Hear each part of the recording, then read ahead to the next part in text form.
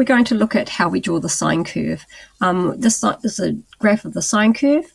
It goes across the bottom, 0, 90, 180, 270, 360. So the angle, which is theta, is across the bottom.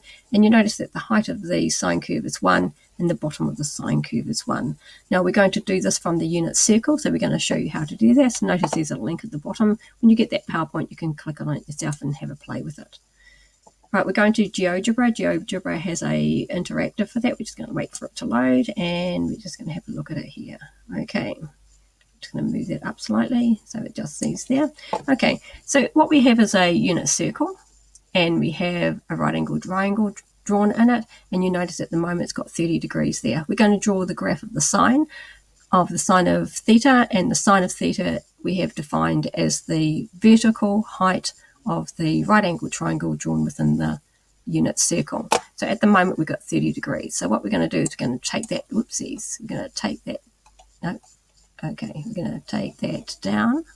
Just going to make that down. Going to take this down to 0 degrees. Okay, at 0 degrees, when theta is 0, the height, the red line, is 0. So we start at 0, 0 on this axis. The sine curve is going to be drawn in there.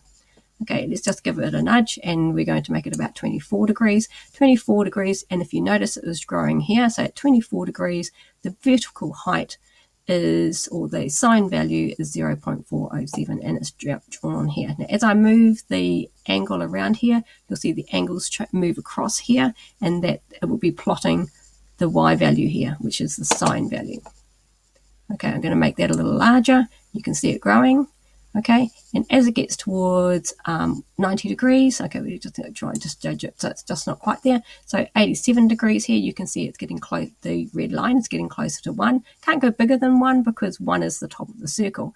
Once it gets to 90, the sine value will be 1, and then as it drops over here, when we get to about 100 degrees, you'll see the y value or the sine value getting less than 1, and it should drop. Okay, so we'll just move that across there and just watch the graph being drawn. Okay, what happens as we get closer to 180 degrees? Well, the sine value will go to 0. So what will happen here? This, as we get to 180 is there, it should drop through 0.